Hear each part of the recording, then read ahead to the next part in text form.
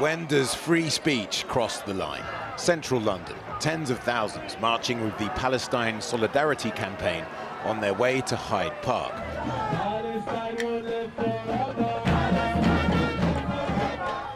Passing a static counter-protest organised by Enough is Enough.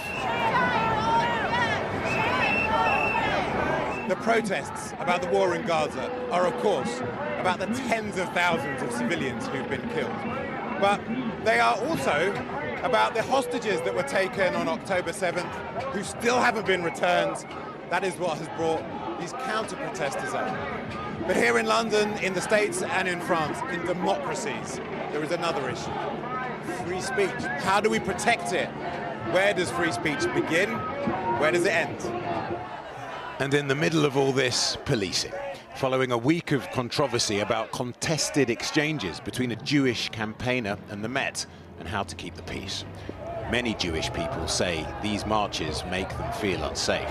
So do you think they should be stopped from doing this? Stop the hate marches. Right. These are hate marches. What about free speech?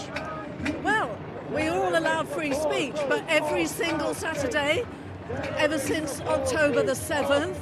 The government has to step on it. Right. And unfortunately... So what should they be allowed to do? Because obviously they're upset about the killing.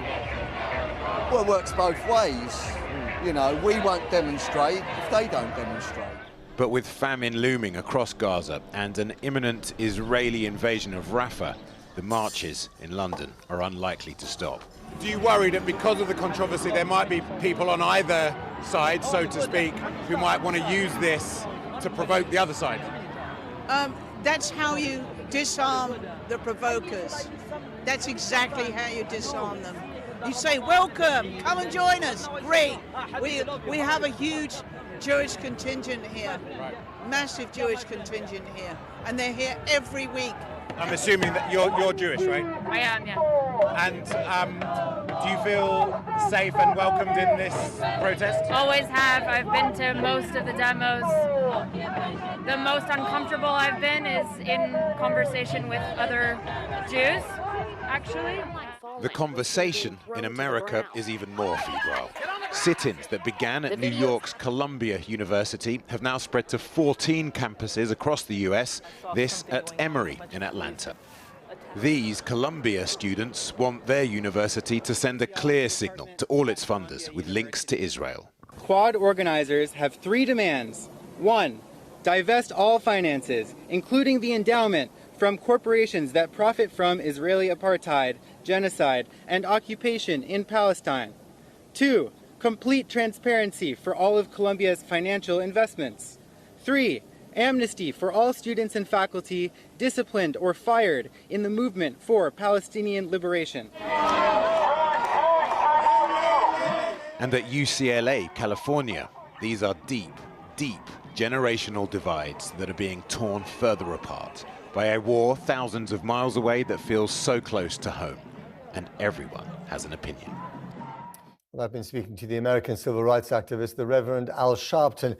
We discussed the coming US election and the decision by philosophy professor and left-wing activist Cornel West to run for the presidency as an independent. But first, I began by asking him about the pro-Palestine demonstrations that have divided people on US campuses.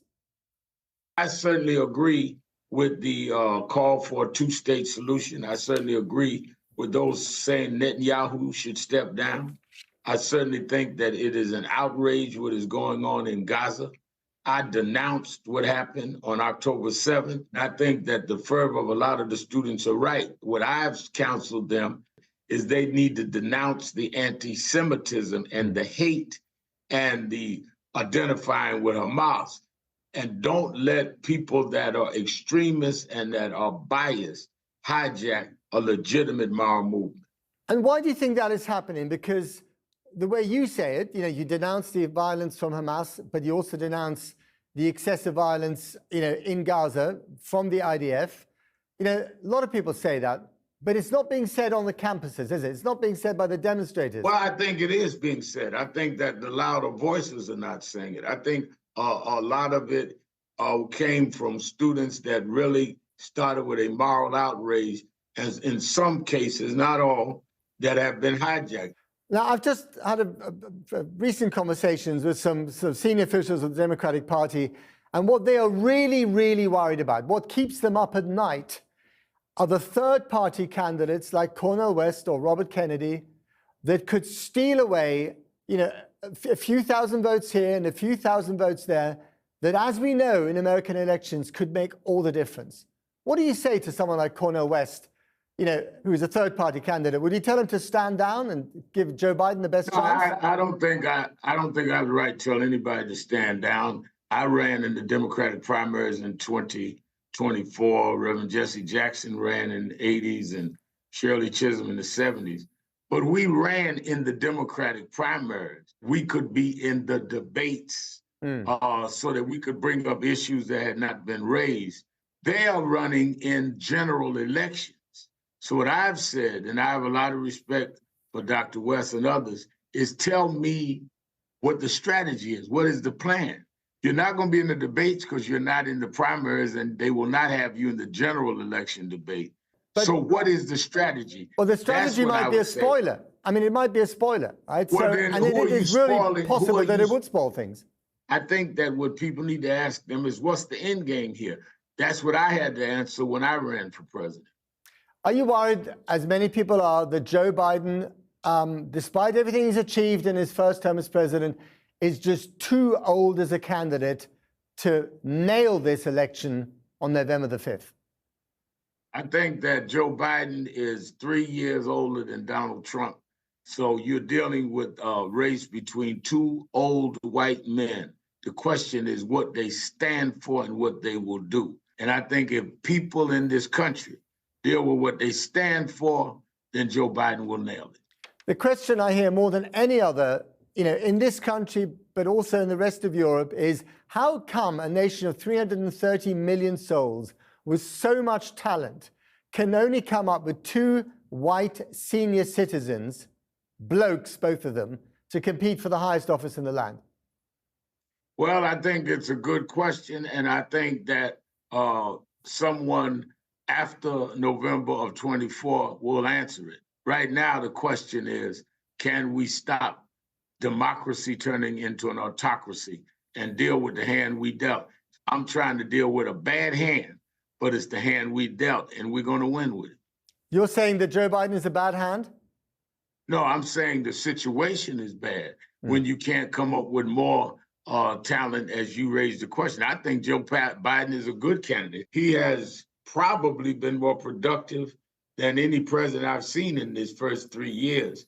I think the circumstances that he's had to inherit is bad. He's been given a bad hand when you've got somebody who has tried to convince this country that the election was in 2020 was stolen, and that gives an inordinate amount of media time to someone who's obviously a demagogue. As a civil rights campaigner, a veteran of the cause, has America ever been this divided? I've not seen it as divided as it was in '68. In '68, we had a lot of the violence in terms of the inner city riots. We had different groups, or some even calling for the overthrow of the government. And the result was Richard Nixon, the Republican conservative, won. We cannot outrun the logic of what we are representing, because then we will lead in creating an atmosphere that only a guy like Donald Trump will benefit from. Reverend Al Sharpton, thank you very much indeed for your time.